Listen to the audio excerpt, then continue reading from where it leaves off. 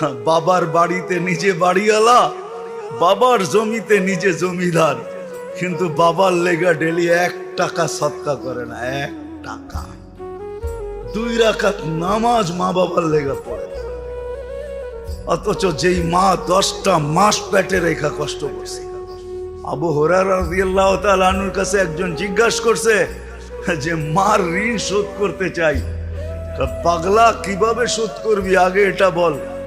বলছে মদিনার থেকে পিঠে উঠাবো, পায়ে হাইটা মক্কায় যাব, হজ করব পিঠে নিয়া, আবার পায়ে হাইটা মদিনায় রাখবো, হক আদায় হবে। বলছে একদিনের কষ্টেরটা আদায় হবে না, দুধেরটা তো বাদেই দিলাম।